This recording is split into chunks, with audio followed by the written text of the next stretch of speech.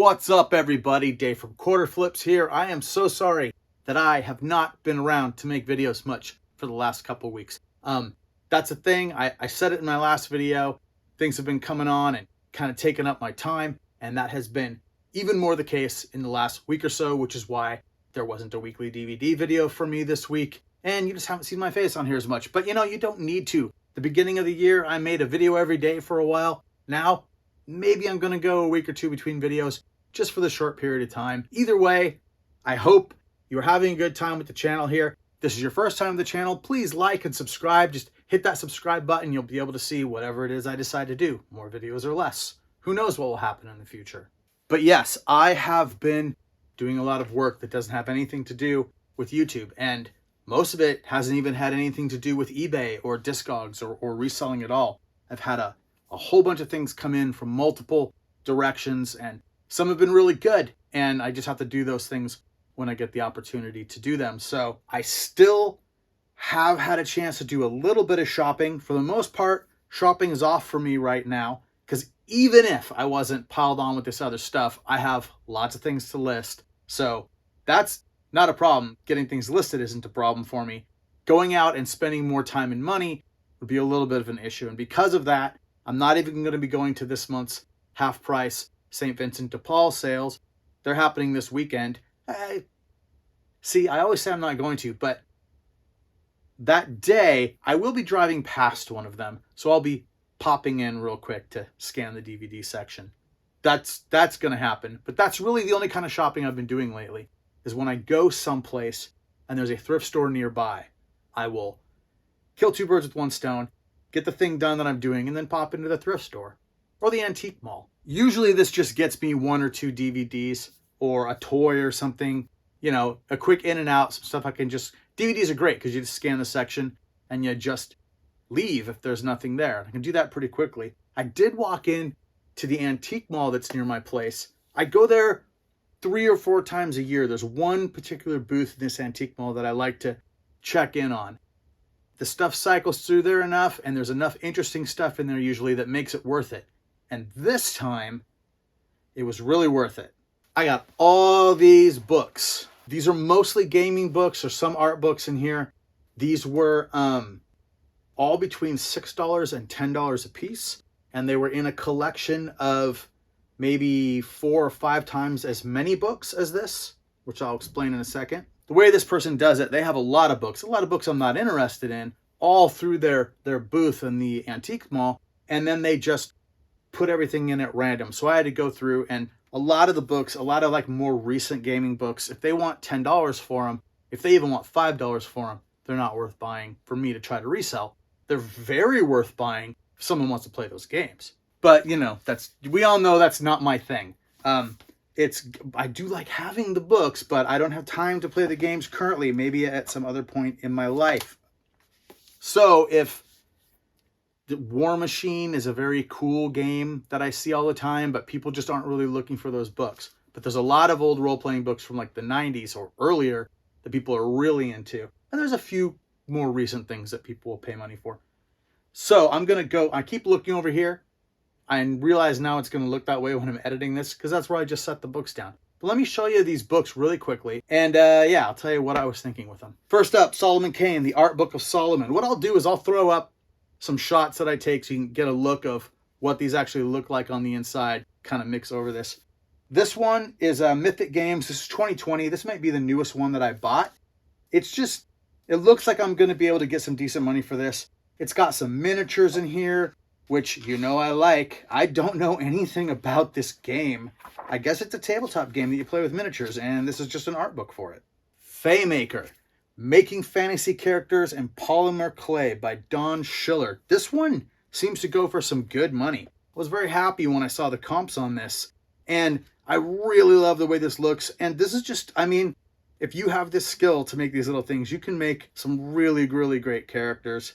These are just cool looking. I love this sort of thing, so I had to pick this one up. Urania, art book. I can't show you anything in this book. I can barely show you the cover. If there is any chance for me to flip to any page in here that won't violate some standards on YouTube here, I will do that. But it's really cool. fantasy style art, but it's definitely a mature audience's book, definitely. Combat Arms. Okay, this is the last one that isn't an actual gaming book. This is like a workout book by Matt Fury. I've had this book before and multiple books by this person. If you see these, they are a good $15 to $25 each. And in my experience, they sell fast. They sell about as fast as I put them up. So I had to grab it. All right. Palladium Books presents Dead Rain, a zombie role-playing game. This is a zombie role-playing game from 2008. I don't know much about it. I did get a few Palladium things that I'll be showing. Just like any of these, I love, love, love this black and white style pen and ink art. I have always wished I had the ability to do that, and boy, I don't. Another Palladium book. This is Monsters and Animals, a source book for Palladium Fantasy RPG 2nd edition. This is the 2nd edition from 1996. And yeah, it's kind of like a monster manual. If it was DVD, it'd be a monster manual. Again, full of fantastic artwork. And this was a no-brainer for sure. Another Palladium book, Boxed Nightmares. I don't know much about this one. An adventure source book for Beyond the Supernatural. I don't know much about it. This one I think I hemmed and hawed over for just a little bit and then decided it was worth it. So we'll see how well this one does. This is 1990 copyright, so it definitely falls into that old enough that it doesn't have a barcode on it. Yeah, I'm always on the lookout for stuff like this. Chill hardcover rulebook for the game Chill, a scary game for scary people from Mayfair Games. I left a lot of Chill stuff on the shelf. There was just a lot from this game that the prices weren't there. This is also 1990, so you would think that these might do better, but for whatever reason, Chill items weren't getting a lot of money, at least not enough to cover what I was going to have to pay for these things, because a lot of these things were between like $8, $9, $10, somewhere in there. This one, however, was cool because it's the hardcover rulebook, and it has in the back, it has this pouch with a read this first pamphlet. And I guess, you want that there if you're going to sell this book. If that's missing, this isn't worth quite as much. Since it was there, thought I definitely had to grab this one. Nightlife. This is awesome. This is a role-playing game of urban horror by Stellar Games. This is definitely kind of has an almost hand-constructed kind of vibe to it. Reminds me so much of the games I used to see when I was a kid. This says copyright 1990, 1991, 2nd edition. So it does kind of come from that era. Little bit wavy pages here on the edge, but it's nice. Again, fantastic horror style artwork on the inside. Not a lot of it, but I really like what is there. Gamma World. I have had this one multiple times. And honestly, including this one, I've never had a good copy of it. Now, this is a fine copy. You can read it. You can use the rules. This is the 1992 edition of Gamma World. Not the late 70s, early 80s one that came out in the box. But the thing about it is, this is worth a lot of money if it has the map in the back. And you can see here, I don't know how well you can see it, the map has been removed from this Gamma World. So it'll still go for some decent money, but not the high price as it might command if that map was there. But if you see Gamma World, you're going to want to grab it. And then finally, I think the coolest one I found is Hall Human Occupied Landfill. I don't know much about this one. It's a Black Dog game. Black Dog Game Factory for adults only, it says, although I don't think that means adult in the way people would be thinking. I think it's more just that it's horrific. But I don't know. I haven't actually spent a lot of time looking through it. One of my friends did say it was, what did he say? It was reprehensible or unforgivable, something like that, when he saw that I had this book. I love that this is all hand done on the inside. All of the writing and everything, all hand done. This definitely has it almost looks like a comic or a zine more than a classic role-playing book. And man, the art is great. So this one, you can get somewhere between 60 and 90 bucks for this. I think I paid 9 or 10. So overall, for all of these books, I paid $93 after tax. And it wasn't $93.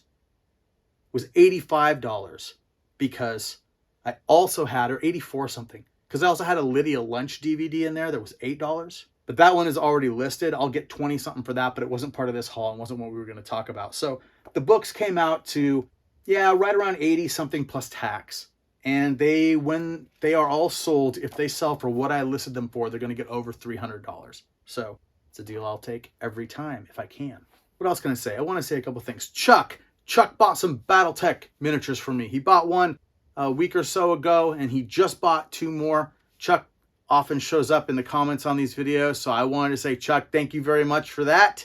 I know you've looked at the other BETCKEY stuff that I have, but you had said if I get any more to let you know. I will be keeping my eyes out for good old BETCKEY stuff. Thank you again. I really appreciate that. Another person who comments frequently in the comments down below is the Media Marauder. You should all be following the Media Marauder if you like the stuff that I do on here about DVDs especially. Media Marauder often chimes in with some really good advice or some knowledge, much more knowledgeable than I am on DVDs. He's been doing it for a lot longer, and he makes movies. When I pointed out that I made movies, he sent me 2 of his movies, low budget films. The Axeman of Henderson County, A Small Town Gets the Axe. This has Hacksaw Jim Duggan in it. And this is a Blu-ray, The Bung Fodders, Make a Horror Movie, a mockumentary.